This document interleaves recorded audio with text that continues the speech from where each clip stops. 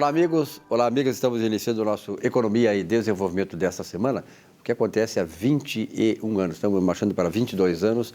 Começamos lá atrás, né, com o Contraponto, depois viemos evoluindo em várias emissoras de televisão e aqui estamos já há 12 anos aqui no canal 6 da NET, nesta forma de Economia e Desenvolvimento, nesse novo formato do programa. E eu quero agradecer a você, telespectador, nós temos muita audiência mesmo, e a audiência que é fiel, né? A fidelidade ao programa por causa dos assuntos que nós tratamos aqui de maneira bem objetiva, né? Transparente e que realmente faz com que as pessoas possam, a partir desses conteúdos que nós passamos aqui também, ajustar seus pontos de vista, ter um novo caminho, ter uma luz para se desenvolver, progredir e prosperar, que é o objetivo total. Bom, olha aqui, vamos, neste começo do programa, como sempre, tratar de assunto ligado à contabilidade, à consultoria empresarial, neste momento empresarial. E nesse momento empresarial desta semana, Cristiano Buchorei. Cristiano, como é que está, meu amigo? Tudo bem, Silvio? Essa gravata vermelha do Flamengo, vermelha e preta, Flamengo, né? Ah, isso aqui é não, nem vamos falar, Silvio, não vamos nem entrar. Flamengo, vermelho e preto. Que falar, né? Vermelho e preto, Flamengo, né? Flamengo. Está numa situação muito boa para ficar falando. O melhor time do Brasil é o Flamengo, então nós temos aqui. Bom, nós temos, o assunto de hoje, Cristiano, é a questão dos 5 principais erros tributários que as empresas praticam, muitas delas sem saber. Isso, Silvio. Mais uma vez, uma alegria estar aqui com vocês no programa Economia e Desenvolvimento, nesse quadro tão renomado. Então, Silvio, estamos aqui nesse momento para a gente falar assim, vou trazer os 5 principais erros cometidos, né, pelo empreendedor, ou seja, pelo empresário, tá? Silvio, o primeiro deles, primeiro erro tributário em que a gente identifica, ou o 5º erro tributário, vamos começar assim, né? 5º erro tributário, a escolha do regime tributário.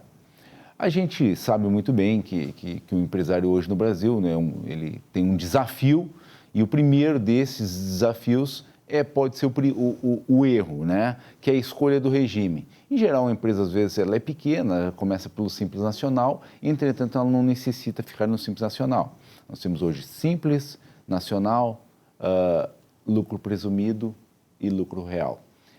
A escolha desse regime, ela importa em um erro ou um acerto, para que isso possa ser identificado, para ser o empresário, o empreendedor, ele fazer uma análise anterior. Então, esse é um dos principais erros que é cometido. Ele faz uma escolha sem fazer uma análise antes de um todo, né, Silvio? Tá? 4º erro, tá? Que eu reputo que impacta fortemente na parte tributária do empreendedor, é a precificação do produto ou do serviço em que ele acaba vendendo, Silvio. Então, Silvio, não é raro a gente ver que o empresário ele não sabe precificar, porque ele não sabe o valor, né, que ele paga de tributação.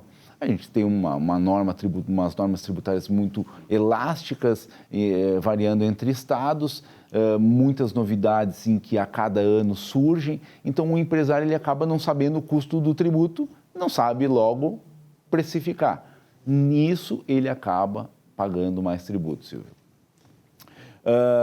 3º erro tributário mais frequente entre os empreendedores é o empreendedor desconhecer a legislação tributária, Silvio.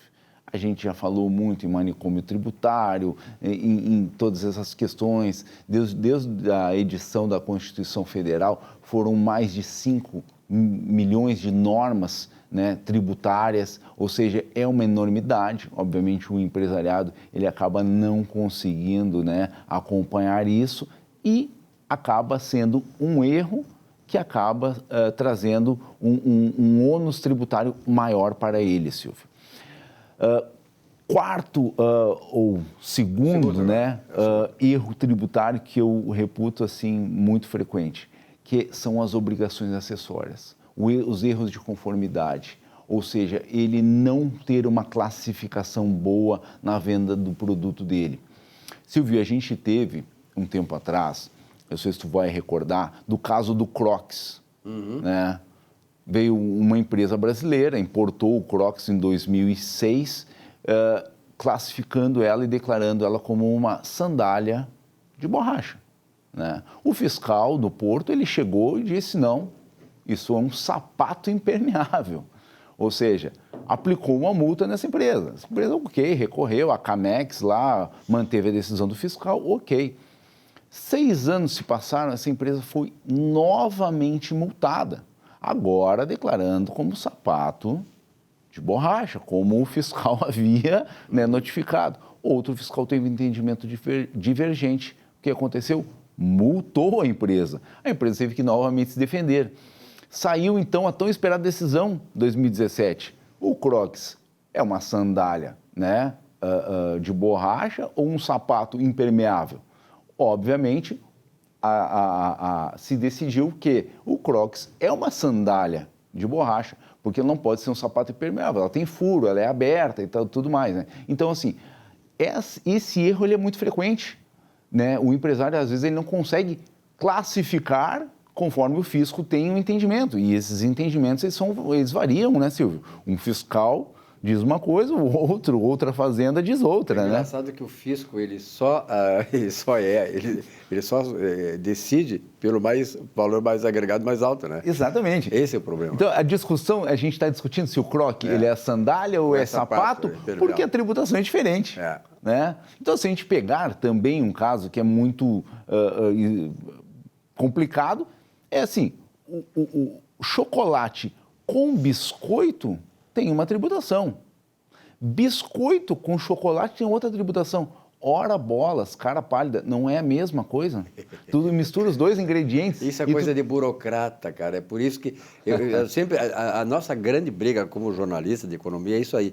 Os burocratas, eles vão à loucura, né? Eles vão ao auge. É impressionante, eles adoram fazer esse tipo de confusão, porque aí eles têm alguma coisa para fazer.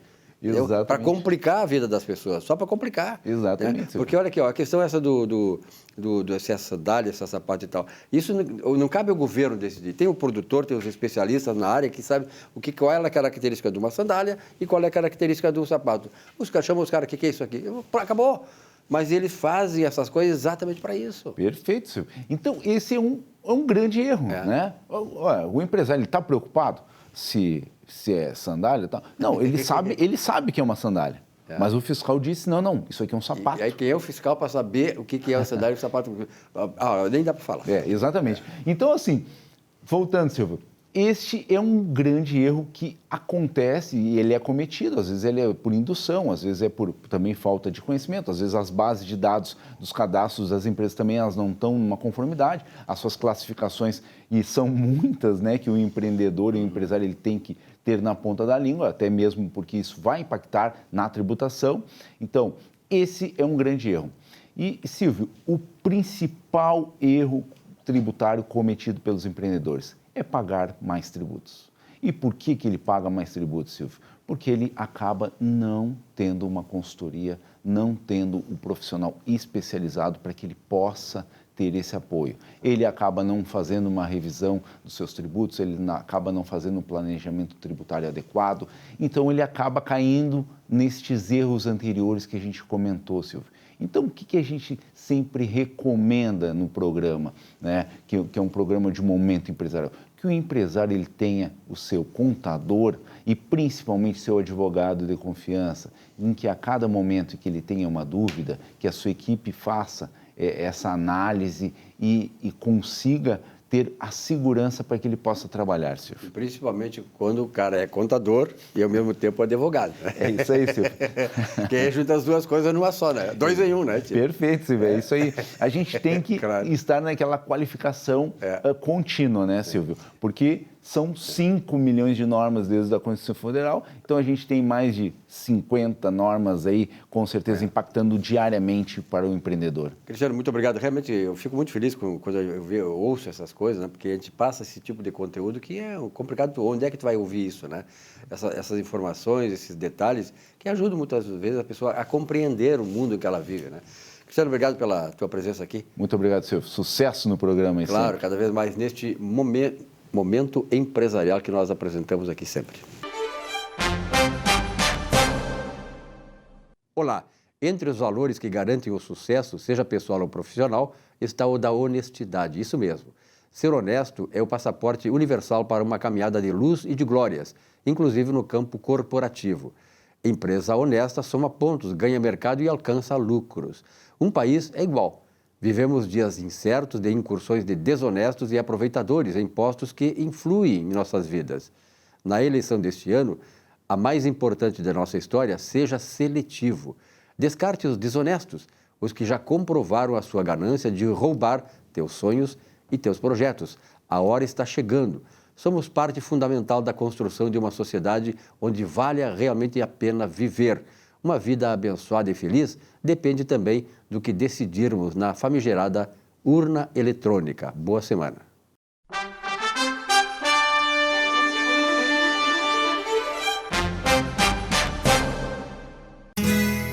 Ser gaúcho é preservar as tradições, é valorizar a educação e acreditar que um futuro melhor nasce nas páginas de um livro.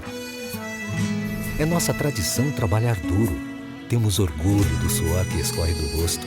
Ele reconforta a alma e sedimenta uma vida digna. É nossa tradição valorizar o passado para desenvolver o futuro. CMPC Celulose Rio Grandense. Desenvolvimento é a nossa tradição. Já pensou em ter o seu próprio canal de TV corporativa, exclusivo e impactante? Somos a solução para empresas que desejam modernizar seus processos de comunicação.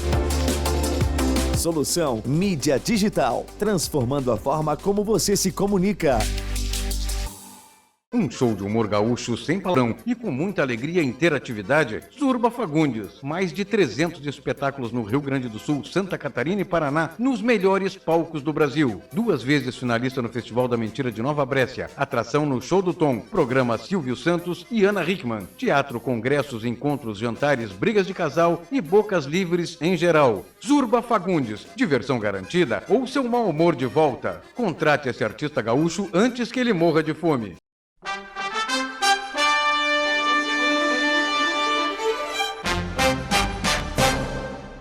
Bom, chegou agora o momento, aqui no nosso Economia e Desenvolvimento, de abrir um espaço para a Russell Bedford, que tem sido assim um parceiro extraordinário, né, trazendo assuntos fundamentais para o processo todo empresarial, para ajudar na sociedade de um modo geral, né? E quando se fala em empresas, sempre digo assim, ó, atrás de uma empresa, que é um CNPJ, tem inúmeros, vários, dezenas até de CPFs. As empresas, elas não são uma coisa abstrata, elas são feitas de pessoas, de indivíduos. E esses indivíduos precisam ter informação, ter qualificação, tá, para que a instituição abstrata, a empresa, possa evoluir, progredir, se desenvolver e se consolidar no mercado. E a Russell Bedford faz muito bem esse trabalho. Eu estou aqui recebendo, por exemplo, o Estevão Carvalho, não é isso? Estevão Carvalho. A-O-T-I-O. Exatamente. Até por isso Estevão, porque a gente fala normalmente Estevão. Estevão é muito uma questão meio que espanholada, nós somos meio de espanhola, o Estevão, né? Estevão. Tem o minha mãe é Steve argentina. também. Hã? Tem o Steve também. Isso, exatamente. A minha mãe é argentina, então lá é Esteban e tal. Então, o Estevão Carvalho, ele é assistente financeiro, trabalha nessa área da administração da Russell, e vai me falar aqui vai nos falar, para quem está nos assistindo, naturalmente, sobre BPO financeiro. O que é isso aí? BPO financeiro, Silvio. BPO, né, em nome inglês. Primeiramente, bom dia. Traduzindo do inglês é Business Process Outsourcing, ou seja, a terceirização de processos do negócio. E fazendo uma introdução, Sim, a terceirização no Brasil, ela é conhecida mais assim, quando uma empresa tem uma atividade fim, mas ela contrata outra empresa para fazer uma atividade meio. O BPO seria uma terceirização mais personalizada, dependendo da demanda do cliente. Ou seja, não é um serviço unificado para vários clientes diferentes, é um serviço desenvolvido unicamente para um cliente específico dentro da área financeira. Perfeito. Esse processo de terceirização, ele começou lá, pelo menos que eu tenho a lembrança, assim, lá na década de 70, ele começou a se expandir em termos mundiais. Eu até me lembrava, fiz um livro sobre a terceirização, do criador da terceirização, que foi um processo importante, né? Exatamente. Hoje nós já temos a quarteirização, a quinteirização e tal. São desdobramentos que têm a finalidade exatamente de criar pilares de sustentação e desenvolvimento empresarial. Como é que funciona na prática, assim, o Estevão? Esse processo todo, como é que vocês trabalham numa empresa esse processo? A gente tem um case lá na Russell que a gente gosta bastante de utilizar, que é uma empresa do ramo alimentício que tem a sede no Uruguai. Sim. E essa empresa precisa ter atuação no Brasil porque ela tem clientes aqui no Brasil. Claro. Então, a parte financeira dessa empresa dentro do território brasileiro é a Russell que faz. Desde criação de CNPJ, fiscalização dos órgãos, criação de conta bancária, enfim, todo o processo administrativo financeiro fica por parte da Russell e depois a gente só entrega para a empresa lá no Uruguai os resultados, as demandas, os problemas, as oportunidades e a partir disso a empresa consegue se focar na atividade fim dela, que são os ramos alimentícios, e a Russell fica responsável pelo administrativo financeiro. Isso é uma coisa interessante que tu colocaste aí, né, o Estevão, porque, na verdade, assim, ó, a empresa tem a finalidade dela. Qual é a finalidade dela? Produzir alimentos, etc. e tal. Todas as empresas têm a sua finalidade, seu foco. Se ela vai se dispersar do ponto de vista de focos, criar várias outras distorções ou quer dizer, não focar exatamente aquilo que ela faz, ela vai acabar perdendo produtividade, perdendo eficiência e tal. E é isso importante que tu colocaste, porque, na verdade, e sobretudo uma empresa internacional, uma empresa que vem para o Brasil e que não sabe a complexidade que nós sabemos Exatamente. Que é a questão fiscal, a questão tributária, financeira no Brasil. E esse é um processo que a Russell facilita para a empresa e isso, facilitando isso, também atrai mais investimentos externos. Com certeza. E a partir do momento que ela entrega, confia a Russell, a operação financeira dela, ela consegue entregar um resultado financeiro muito melhor. Claro, claro. Devido a... Ela concentra mais a sua atenção, né, os seus mecanismos de produção e produtividade no objetivo principal dela. Devido à qualificação dos profissionais do financeiro, a gente consegue atender as demandas financeiras de um jeito muito mais personalizado. E os gestores dessa empresa de produtos alimentícios não perdem tempo com folha de pagamento, apuração de impostos, enfim, todas as particularidades do financeiro e conseguem se focar principalmente em conseguir mais clientes no ramo alimentício. Eu tenho o dono da Lamborghini, que é internacionalmente conhecido, ele tem 92 anos, ele já está com, não sei, ele não morreu ainda porque não, é tão importante que já teria dado informação. Mas eu vi uma entrevista dele há 3 anos, um senhor, ele estava com 92 anos, há 3 anos, está com 95 hoje. E ele estava dizendo o seguinte, que ele veio, presidente mundial da Lamborghini. Ele veio para o Brasil para um investimento que ia fazer e está fazendo em Santa Catarina. E ele disse que um dos problemas que o Brasil tinha eram 2. A questão da segurança, que os executivos da Lamborghini não queriam vir para o Brasil, viu, Renata? Está ouvindo isso aí, Renata? Renata que está nos assistindo aqui também. O presidente da Lamborghini disse que um dos problemas que o Brasil tinha era a questão da segurança, que ele tinha dificuldade, como vários empresários internacionais têm, de convencer os executivos dele de vir para o Brasil. Eles tinham a falta de segurança para as famílias deles, em primeiro lugar. E, em segundo lugar, o cipual tributário, fiscal, procedimentos administrativos e financeiros, que o Brasil, segundo ele, é o mais complexo, mais difícil de tratar. E vem calhar bem isso que vocês fazem. Né? Exatamente. Hoje, se um gestor parar para fazer o administrativo financeiro da empresa dele, ele não vai conseguir ter tempo para as atividades principais. Porque o ambiente brasileiro de negócios, ele está expandindo, está melhorando essa qualidade, mas, infelizmente, ele ainda é muito engessado em certos aspectos, principalmente do tributação. Para te conseguir entender o sistema tributário brasileiro, é realmente um trabalho que leva tempo, que leva experiência. E aí o gestor ele fica naquele entrave, né? Eu vou tocar minha empresa aqui, fazer o administrativo, ou eu vou expandir ela comercialmente. Às vezes ele tem que escolher. Então, a partir do processo de BPO financeiro, muitas vezes a gente consegue ajudar ele nessa decisão. E, às vezes, como se diz, é uma escolha de Sofia, né? Porque é uma coisa muito difícil. O cara tem 2 coisas importantes, ele tem que fazer uma escolha de uma, né? Isso é uma coisa fundamental. Mas, e aqui, como é que vocês estão... Tu falaste da questão dessa empresa uruguaia, vocês têm outros clientes de fora do Brasil na mesma situação? Nós temos uma variedade, inclusive variedade de ramo. Não só alimentício, temos empresas de auditoria, enfim, em diversos mercados. Mas o financeiro, o funcionamento dele dentro do Brasil, ele é padronizado. Mas a gente consegue, por exemplo, uma empresa de alimentos, ela tem especificações tributárias no Brasil bem definidas. Então, cada empresa que atua no BPO financeiro, a gente tem que ter uma personalização do produto para conseguir atingir a qualidade necessária para diminuir os custos e aumentar principalmente a eficiência e a eficácia dos processos. Aliás, nós temos observado aqui no Brasil, né, um crescimento assim da produtividade empresarial. E isso se dá exatamente porque a empresa começou a despertar, se abrir para essas novas formas de administração, porque ela só vem trazer mais eficiência. E nós temos assim, uma questão muito interessante no Brasil, que é a questão da baixa produtividade do trabalho. E essas questões que tu está colocando aí, que a Raça faz muito bem, essa questão tem ajudado muito. Eu tenho um dado, eu não me lembro se foi o IBGE ou a Fundação Getúlio Vargas, onde eu me formei, que estabelece exatamente isso, que esse tipo de trabalho na área financeira e tributária também está ajudando a aumentar a produtividade do trabalho nas empresas brasileiras, que é sofrível. Na área pública nem se fala, mas na área privada também, quer dizer, nós temos que avançar muito nisso. Parabéns, Arrasto. Tem mais alguma coisa para acrescentar aí, Estevão? Na realidade, só gostaria de dizer que lá na Russell, os profissionais, eles estão extremamente preparados para prestar esse serviço de BPO financeiro e que a gente está sempre aberto a atingir, junto com os clientes, os resultados que eles almejam. Bom, eu sou testemunha aqui, você, telespectador, é testemunha da qualificação dos profissionais que estão mandando aqui, né? Nós tivemos na semana passada a Renata Ferreira aqui falando e agora teve o Estevão Carvalho. E os profissionais que desfilam aqui, eles são extremamente capacitados, qualificados, exatamente porque eles precisam ter essa qualificação, porque a complexidade de trabalho que eles trabalham é muito... Depois tem uma coisa, a legislação brasileira, na área tributária, agora há pouco o doutor Gustavo Bernardo estava conversando comigo, a legislação é muito complexa, ela muda muito frequentemente, né? É um cipual muito difícil.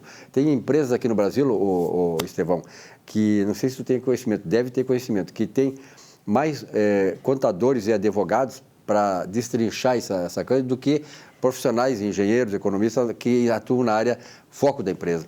Isso aí é inadmissível, quer dizer, isso é um custo empresarial que não dá para sustentar. A gente consegue observar muitas vezes que a tributação federal estabelece uma coisa, a estadual estabelece outra, a municipal estabelece outra, e muitas vezes os municípios têm autonomia para não seguir aquilo que o federal determinou, e aí tu conseguir atuar dentro dessa complexidade é realmente muito difícil e leva muito tempo. Essa liberdade econômica que o presidente Jair Messias Bolsonaro quer fazer, ela tem que avançar muito ainda para poder dar um ambiente, né, corporativo importante para desenvolver nossas empresas. Estevão Carvalho, tu é porto-alegrense, né? Sou porto-alegrense. Gremista ou colorado? Gremista. Não tá muito. O Grenal que vale é o da próxima, da Arena, né? Esse é o final do gauchão ali. Só aquecimento. Nós estamos dando uma linhazinha, sabe que dá uma linhazinha pro peixe e depois tá. Exatamente. Obrigado pela tua presença aqui. Parabéns, Arração. Muito obrigado. E pelos profissionais que têm mudado por aqui. Um rápido intervalo, já voltamos com o nosso Economia e Desenvolvimento. Até já.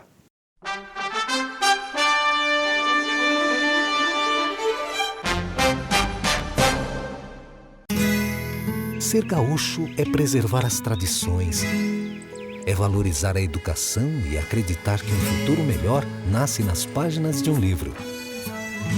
É nossa tradição trabalhar duro. Temos orgulho do suor que escorre do rosto. Ele reconforta a alma e sedimenta uma vida digna. É nossa tradição valorizar o passado para desenvolver o futuro. CMPC Celulose Rio Grandense. Desenvolvimento é a nossa tradição. Já pensou em ter o seu próprio canal de TV corporativa, exclusivo e impactante? Somos a solução para empresas que desejam modernizar seus processos de comunicação. Solução Mídia Digital, transformando a forma como você se comunica. Um show de humor gaúcho sem palavrão e com muita alegria e interatividade. Zurba Fagundes. Mais de 300 espetáculos no Rio Grande do Sul, Santa Catarina e Paraná, nos melhores palcos do Brasil. 2 vezes finalista no Festival da Mentira de Nova Brécia. Atração no Show do Tom. Programa Silvio Santos e Ana Hickman. Teatro, congressos, encontros, jantares, brigas de casal e bocas livres em geral. Zurba Fagundes. Diversão garantida ou seu mau humor de volta. Contrate esse artista gaúcho antes que ele morra de fome.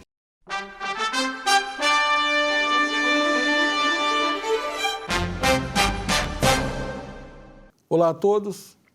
Tenho estudado a relação entre espiritualidade e desenvolvimento organizacional. Espiritualidade tem relação com visão, missão e valores pessoais. Já a competitividade está relacionado com visão, missão e valores organizacionais. Só por essa aproximação de conceitos já é possível prever a relação entre as duas. Minhas conclusões é que o desenvolvimento da espiritualidade dos gestores e dos colaboradores colaboram sim com o sucesso e a melhoria da competitividade de uma organização. Sempre lembrando que a espiritualidade e religiosidade não são sinônimos, pois religiosidade é o caminho de ligação ao mundo espiritual. Tem muito tema, muito conteúdo a estudar sobre esse tema. Uma ótima semana a todos. Nesse espaço aqui do Economia e Desenvolvimento, nós estamos no mês de março, estamos fechando março daqui a pouco e começa abril. E lá no final de abril temos que acertar a nossa vida com o leão, que é o leão do imposto de renda, né, que era conhecido aí do leão do imposto de renda. E já não é tão leão assim também, né? E nós também já estamos mais sabendo que para acertar com o leão nós temos que estar bem preparados, bem estruturados, senão é complicado. E estamos aí conversando agora com o Dr. Gustavo Bernardi. Bernardi, obrigado mais uma vez pela tua presença. Parabéns aí pelo teu espaço aqui, está sendo muito elogiado. Porque, na verdade, né, Bernardi, essas informações são fundamentais para todos nós, mesmo que não tenhamos empresa, porque isso aí dá uma ideia de como é bom se organizar, saber o que é isso, que é aquilo, obrigações com o fisco, obrigações com o governo e tal. Parabéns, viu? Obrigado, Silvio. Diz que esse ano nós falamos muito aqui sobre medidas de redução da carga tributária. Isso, né? Que afeta todo mundo. Que afeta todo mundo, e em especial as pessoas físicas. Nós informamos aqui muitas medidas de redução da carga tributária no âmbito do direito imobiliário para as pessoas físicas, né? E eu acho que hoje, Silvio, a gente tem que falar um pouquinho sobre imposto de renda. Eu tenho tido bastante questionamentos acerca de como declarar imóveis no imposto de renda, rendimentos com imóveis, né? Transações imobiliárias. Veja, os rendimentos imobiliários, eles são tributados na fonte. Então, toda aquela pessoa física que aluga um imóvel e tem um rendimento acima do limite de isenção do imposto de renda, quem paga este aluguel deveria reter um percentual de 15% desta alocação. Porém, no final do ano, o proprietário tem que declarar o que recebeu e o inquilino tem que declarar o que pagou. O grande problema é que tem que se entender o que é a parcela efetiva do inquilino, do proprietário, e o que é aquilo que o inquilino paga. Muitas vezes o inquilino paga lá aluguel, condomínio, IPTU, tudo dentro do mesmo boleto. E ele acaba calculando aquilo tudo e declarando que pagou tudo aquilo para o proprietário. Mas não é. O que vai para o proprietário é tão somente o bruto do aluguel, o líquido, perdão, do aluguel, né? E muitas vezes ainda descontado aquele montante da administração, da administradora, da imobiliária. Outra questão que me questionam muito é qual é a tributação na compra e venda de imóveis. Tributar compra e venda de imóveis significa pagar ganho de capital. Essa é uma tributação que ela não vai no imposto de renda, ou raramente vai no imposto de renda. Existe uma declaração própria para isso, que é a declaração de ganho de capital. Se você comprou um imóvel por 100 e vendeu por 150, o seu ganho de capital é 50. E é sobre esses 50 que incide a tributação, também 15%. Muitas pessoas nos perguntam como reduzir essa carga tributária. E isso volta a algo que a gente falou já aqui antes. As holdings imobiliárias, as holdings familiares. As pessoas acham que holding, que criar uma empresa para ter propriedade imobiliária é algo muito complexo, algo muito complicado, algo muito caro. Não. Um detalhe, você da pessoa física paga a maior tributação possível nas transações imobiliárias, nos rendimentos imobiliários. Se você pega a sua propriedade imobiliária e transfere para um CNPJ, para uma pessoa jurídica, a sua carga tributária como um todo, ela cai 2/3. Às vezes cai mais do que isso. E é claro que você pode usar isso como uma medida de preparação da criação de uma nova fonte de renda. Você ter um CNPJ que acolha os seus imóveis, que acolha os seus investimentos e você faça isso através dali. É muito simples, não há, em muitos casos, nenhuma tributação, né? Você pode fazer a incorporação de patrimônio em CNPJs, sendo isento do IPTU, do ITBI, perdão, e muitas vezes você pode transformar esse CNPJ numa nova fonte de renda, porque ele reduz muito a carga tributária.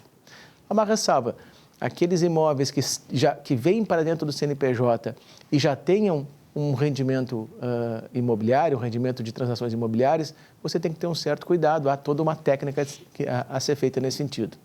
Mas é importante entender que o rendimento imobiliário pode ser diminuído, pode ser reduzido na sua carga tributária se você fizer uma boa organização do seu patrimônio. É fundamental que você procure um profissional, é fundamental que você faça uma visão de critério dos seus rendimentos provenientes de imóveis, de rendimentos imobiliários, para reduzir essa carga tributária.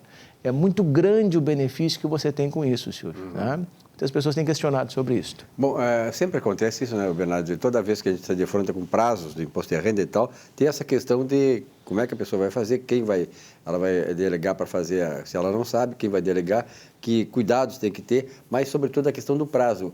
Normalmente não tem sido mais prorrogado o prazo. Não houve mais. A última vez que nós tivemos uma prorrogação de prazo, no ano de 2020, o prazo foi prorrogado até final de junho, no primeiro ano da pandemia, mas é uma excepcionalidade, né? O prazo fatal é o dia 30 de abril.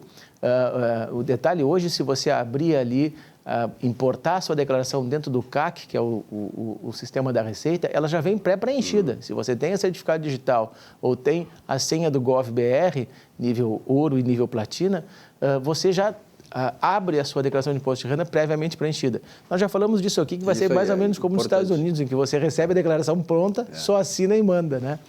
Aliás, hoje, com as informações que o fisco tem, né, o cara sabe com quem tu está namorando, com quem que tu vai namorar. Que você gasta de cartão de crédito. Né? A gente tem visto muitos casos de malha fina pelos gastos do cartão de crédito. O camarada declara uma renda de R$ 2.500 e tem 25 mil de gasto de cartão de crédito. Então, tem que ter cada vez mais cuidado com o fisco, tem que ter cada vez mais critério na declaração e tem que ser feita uma análise profissional daquilo que você está declarando. Tem muita gente que coloca uma série de coisas que está fazendo nas redes sociais, né? Está viajando, vai cair para lá e no imposto de renda o cara declara que ganha salário mínimo. Nos processos isso está sendo utilizado. Exatamente. Nos processos hoje as pessoas abrem as mídias sociais dos devedores, mostram que o cara está em Dubai, está em Mal e levam isso para dentro dos processos para justamente derrubar a alegação de insuficiência de recursos. Principalmente as mulheres com a questão da pensão alimentícia. Também, né? em especial. Está dando muito isso, né, na verdade. Muito. Então, a questão toda, né, Bernardo, não só o cuidado dos prazos, de rigorosamente cumprir os prazos, né, não deixar para a última hora. Eu me lembro que no ano passado deu claro, todo mundo querendo fazer na mesma hora, estourou lá o esquema Sim. Hoje a Receita está muito preparada, né? Hoje o maior computador da América Latina é o sistema da Receita, né? Vai entrar dinheiro, né? Entra dinheiro, né? Então a Receita está muito preparada, não acredito que isso aconteça mais, né? E também não haverá prorrogação, né?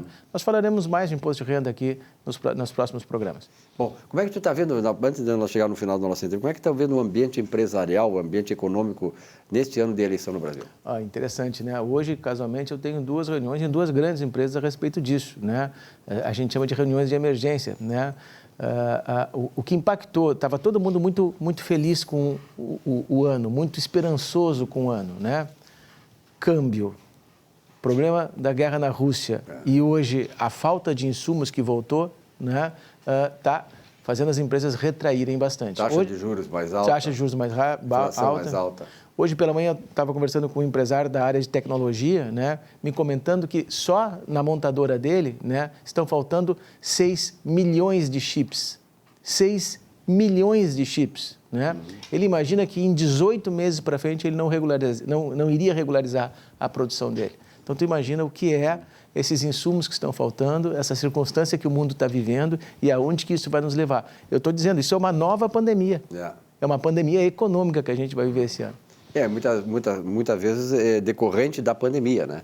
Claro, nós já víamos grande parte, né? Isso já vinha sendo causado pela pandemia, o embargo hoje mundial com relação à Rússia, que também é um grande produtor de chip, um grande produtor de fertilizantes, isso tudo vai desembocar aqui conosco no Brasil e na América Latina.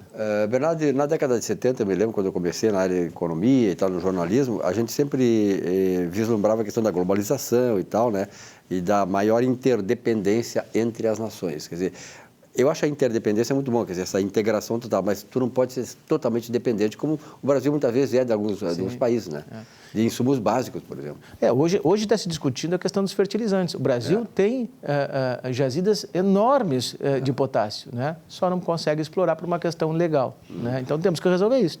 Esses marcos regulatórios aí precisam avançar nessa questão, né? A questão do índio, a gente respeita o índio, né? Mas o próprio indígena, ele está querendo progredir, prosperar, ele sabe que ali tem uma riqueza e ele vive pobre, vive atirado lá com doenças, eles reivindicam até a exploração do mineral. Não, e mais, e tem que se entender que uma legislação que foi criada nos anos 70 não imaginava a tecnologia que nós teríamos hoje. Então, hoje você tem sistemas de mineração, sistemas de exploração altamente eficientes, minimamente invasivos e minimamente poluentes. Perfeito. Né? Então, a legislação tem que se modernizar. Perfeito. Berardi, muito obrigado pela tua presença aqui. Sucesso cada vez mais. E parabéns aí pelo espaço, pelas informações, pelo conteúdo que tem passado aqui, que certamente está ajudando muitas das nossas pessoas, muitos dos nossos clientes e muitas empresas. Eu que agradeço, Silvio. Tá. Um rápido intervalo, já voltamos com o nosso Economia e Desenvolvimento. Até já.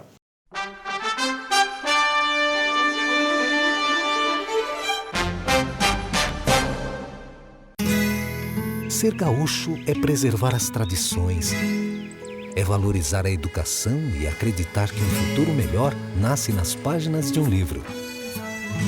É nossa tradição trabalhar duro. Temos orgulho do suor que escorre do rosto. Ele reconforta a alma e sedimenta uma vida digna. É nossa tradição valorizar o passado para desenvolver o futuro. CMPC Celulose Rio Grandense. Desenvolvimento é a nossa tradição. Já pensou em ter o seu próprio canal de TV corporativa, exclusivo e impactante? Somos a solução para empresas que desejam modernizar seus processos de comunicação. Solução Mídia Digital, transformando a forma como você se comunica.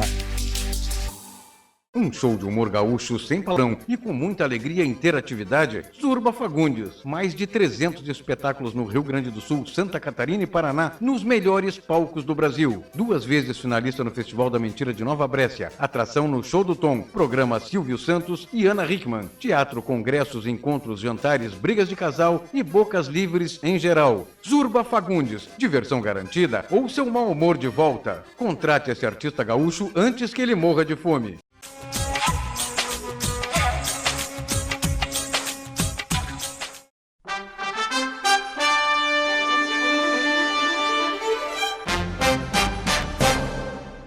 Bom, nós vamos conversar agora com o professor Saulo Sastre. Professor, muito obrigado pela tua presença aqui, né? Tu já tirou férias ou não? Sempre uma alegria. Silvio, eu estou naquela modernidade, né, Silvio? Eu parei um pouco no final do ano, depois eu vim fazendo o que o pessoal no comercial chama de TQQ, né? É terça, quarta e quinta. E aí, segunda e sexta, tu trabalha mais online. Mas não, a questão das férias mesmo, ainda não tirei. Mas nem pretendo, porque nesse sistema o ano está iniciando forte para nós lá na empresa, né? E a gente está com muitos projetos esse ano, tá o brilho no olho, né? Tá bom. Que legal. É uma recuperação, a gente está vendo que a coisa vai acelerar, né? Eu acho que isso é importante.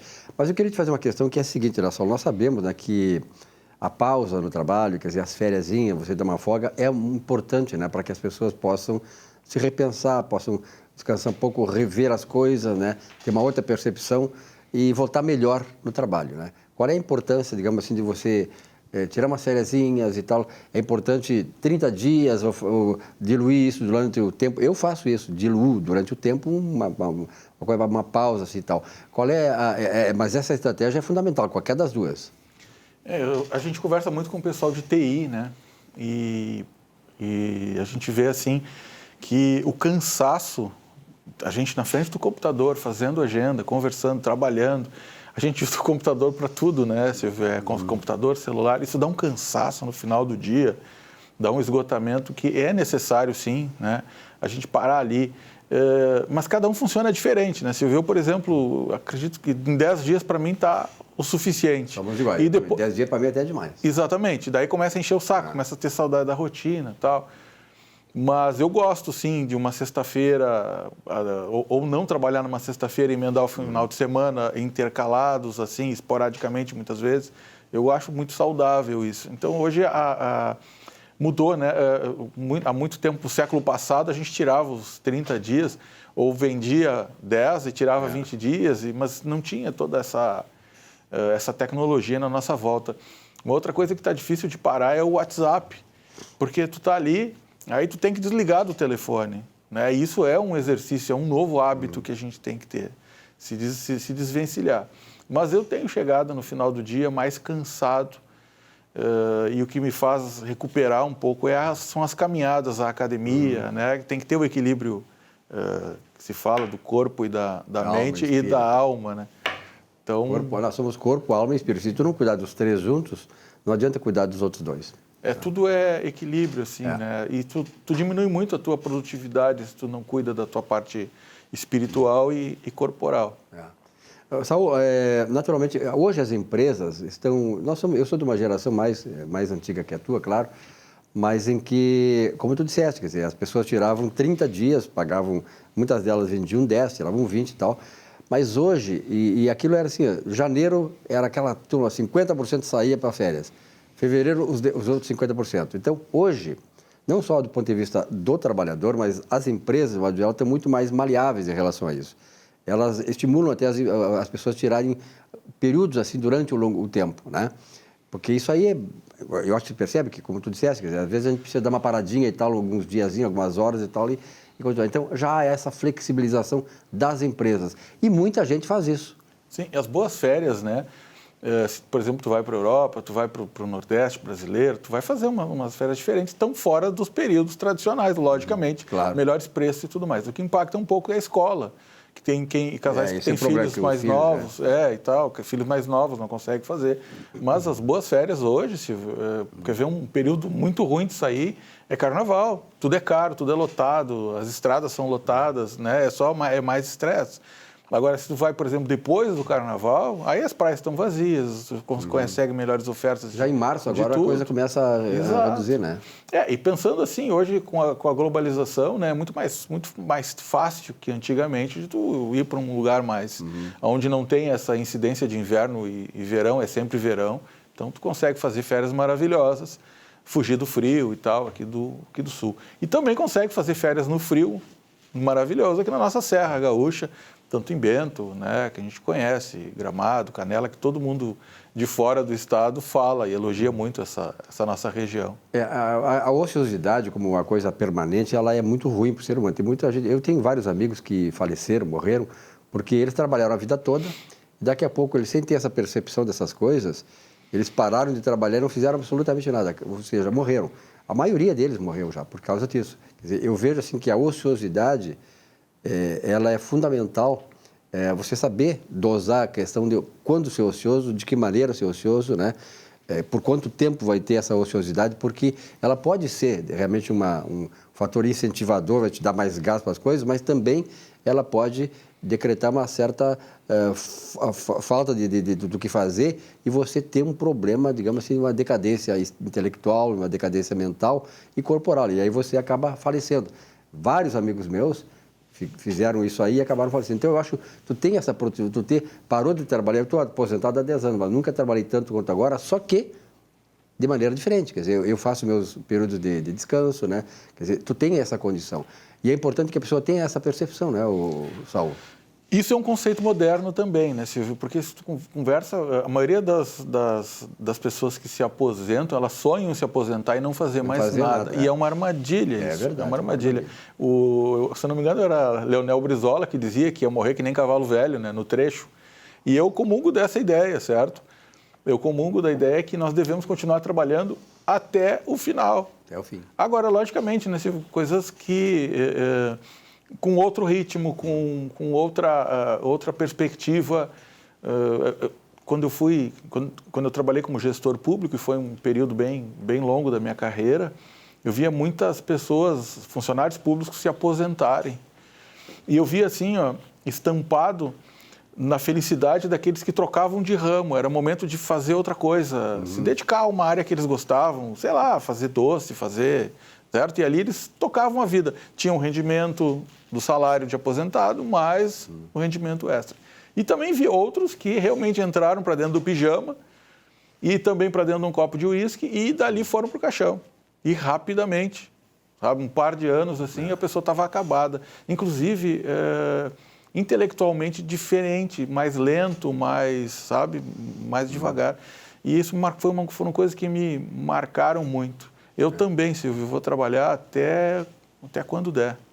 Na verdade, quer dizer, o trabalho, tem vários, eu li vários livros dessa área, tu é um cara que lê muito também nessa área, e a maioria dos sociólogos, das pessoas que trabalham a questão do comportamento, da ciência comportamental, que ela existe, a ciência comportamental, ela identifica o seguinte, que a coisa que mais realiza o ser humano, sabe o que é o primeiro número 1? Trabalho produtivo. O trabalho produtivo significa o quê? Quando você tem o seu trabalho, e esse trabalho não apenas satisfaz a ti, mas ele é expandido pela sociedade, você faz o bem para a sociedade. Então, esse é o trabalho produtivo. Sem que tu tenha isso aí, as demais questões, elas ficam subalternas. Então, o trabalho realmente é fundamental. Saiu um estudo, eu não sei se foi pela Universidade de Harvard, mas que a idade mais produtiva do ser humano é dos 60 aos 70. É da Universidade de Harvard. A Universidade de Harvard está desenvolvendo uma série de questões na área da espiritualidade. É a primeira universidade no mundo a fazer isso. Já faz há 20 anos, né? Então, ele faz vários estudos aí sobre as pessoas que têm uma certa espiritualidade e que desenvolvem isso, elas duram mais, têm uma vida mais feliz, né? E assim como dizia o Aristóteles, a eudaimonia de Aristóteles, eles citam isso aí, que eles buscam exatamente a eudaimonia que Aristóteles pregava. O que é isso? É ter uma vida plena e feliz. O que é uma vida plena e feliz? Tu tá bem com a tua vida, com a tua família, tu tá bem contigo mesmo, tu ter momentos de lazer, de renovação e tal, e feliz, aí tu vive feliz. Então, a Universidade de Harvard está fazendo exatamente isso, como tu citaste. Então, quem puder, entre lá no site da Universidade de Harvard, tem estudos maravilhosos sobre isso. E depois a segunda fase mais produtiva da vida do ser humano é dos 70 aos 80, vê se pode. Tô aí. Então, exatamente. Então, as pessoas pensam assim, e isso também é um conceito do novo século, né? Uhum. Porque as pessoas com 40 anos no século passado se achavam velhas. Uhum. Né? E hoje, analisando nisso, ainda as pessoas de 40 anos estão há 20 anos da idade mais produtiva. Uhum. Sabe? E a terceira idade mais produtiva, então, segundo esse estudo, é dos 50 aos 60. Ou seja, a produtividade do ser humano acontece mesmo a partir dos 50 anos. E aí, o que acontece no nosso país? A gente manda as pessoas embora para dentro do pijama. Quanto mais ela vai ser produtiva. Exatamente. E aí começa, por exemplo, o jovem é mais produtivo, né? É que existem as gerações, os melhores posicionamentos dentro dos objetivos da empresa. Então, tu tem um plano estratégico, tu precisa atingir algumas metas e tu tem que colocar pessoas estratégicas nesses pontos para atingir metas. É importante ter uma pessoa com experiência, é importante ter uma pessoa com mais vigor por resultado, certo? É importante tu ter no jogo, que nem o jogo de futebol, se tu tiver todos os atacantes, tu não tem um bom time, tu tem que ter cada um dentro da sua área. E a faixa etária, ela é uma coisa primordial para se colocar na estratégia de um time. Nós lá temos pessoas mais velhas que trabalham conosco e tem pessoas mais novas que todos eles juntos criam uma sinergia e jogam um bolão e fazem gol e têm o sucesso que a gente precisa, atingindo as metas, né, Silvio? Que é muito importante ter objetivos. Só para encerrar com relação a isso, eu acredito que as pessoas acabam perdendo o vigor porque perdem objetivos. Uhum. Tu não tem mais nada para fazer, na tua cabeça tu já encerrou a tua questão profissional, tem algumas questões familiares que tu acabou não resolvendo ao longo da vida, começa a dar uma desesperança e essa desesperança fatalmente te leva para o final, cedo. Eu já estou acima do 7.0. Então, eu fico pensando assim, eu li muito, eu tenho já conversando pessoalmente, eu tenho registrado, eu já li mais de 2.300 livros, que é pouco livro em relação, por exemplo, a vários amigos meus que leram mais de 5.000 livros na vida deles. E a leitura, quando chega no momento em que tu pode hoje aproveitar a leitura integralmente, né? O celular, por exemplo, quando eu vou ler, eu li um livro hoje, que até eu mostrei aqui no programa O Poder da Mente, essa semana eu li todo esse livro, que já li lá antigamente vários livros sobre isso, entendeu? Então, tu te voltar para um segmento que é fundamental, sobretudo numa idade que tu estás, uma idade mais provecta, ou seja, você desenvolver tudo aquilo que a mente te proporciona, que é uma coisa extraordinária. Nós não temos a mínima noção do que é o poder da mente, né? O poder da mente para tudo, para te afastar de doenças, te afastar do medo, te afastar de todas as coisas, as armadilhas que o mundo te oferece. Então, nós não temos... Há um estudo que diz que nós usamos apenas 2% da potencialidade da mente, E a mente é o instrumento mais poderoso que nós temos. É imunológico, é perceptivo, é tudo. Então, hoje, eu me dedico muito a isso aí, entendeu? Livro nessa área. Eu sou formado em economia, sou mestre em economia e tal, mas hoje, essa coisa, essa possibilidade... Então, é um campo extraordinário. E tu vê que muitas pessoas, elas hoje estão, nessa idade de 40, 50 anos, doentes, desesperançadas da vida, infelizes, por quê? Porque elas não tiveram essa percepção, né, de como usar o seu poder que tem dentro de si. Né? Então, por questões das armadilhas da vida, pela infelicidade da vida, por questões que aconteceram, fantasmas que acontecem aí na vida de cada um, essa pessoa não soube superar isto. E é fantástico quando tu tem essa possibilidade. Na minha tese de doutorado, Silvio, eu trouxe a espiritualidade, já falei várias vezes no programa, né? E trago um estudo com profissionais bem-sucedidos que não precisam mais de dinheiro para sobreviver. E ali a gente fez eu não posso divulgar, né, porque eu estou defendendo exatamente agora, claro, dentro desse mês, mas as pessoas mais espiritualizadas, elas são mais felizes. Essa conclusão, ela a Universidade de Harvard chegou a essa conclusão, a partir daí. Exatamente, mas isso é uma coisa,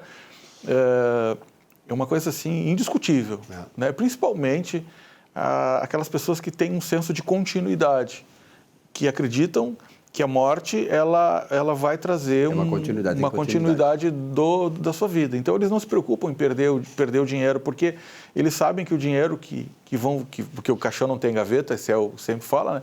Mas eles sabem que a riqueza toda interior que eles têm, que propuseram através de emprego, né? Tem um ali que eu entrevistei, tem mais de 10 mil colaboradores que trabalham na equipe. Ele sabe que aquilo aquilo é só reflexo do que ele pensa, então ele vai levar essa riqueza com ele, então é diferente. São pessoas diferenciadas, né? Em compensação, outros, que é o dinheiro só pelo dinheiro, um deles chegou a quase me tirar da sala dele quando eu perguntei: o que vai ser de ti depois da morte? E ele ficou muito abalado com essa resposta, com essa pergunta, e ele disse, quase deu a entender que ele não ia morrer. Sabe? Eterno, né? Ou seja, ele não acredita nessa possibilidade. Aliás, tem vários livros, a própria Universidade de Harvard tem, né? O Jeito Harvard de Ser Feliz, tem um livro que é muito famoso e tal, a maioria das pessoas talvez que estão assistindo. Tem até uma palestra no YouTube sobre esse. O Jeito Harvard de Ser Feliz. Então tem vários livros nesse segmento, tem uma obra muito grande, tá, uma literatura muito grande disso, mas há uma conclusão em todos eles que é comum, ou seja, as pessoas, eles fizeram uma pesquisa sobre os mais ricos do mundo, nenhum deles é feliz. Se tu colocar a questão da felicidade do ponto de vista de autossuficiência deles, quer dizer, o cara é feliz quando tu tem as tuas necessidades, quando tu é dono de si próprio e tu não depende do mundo para viver e para se sentir, ter essa percepção de felicidade.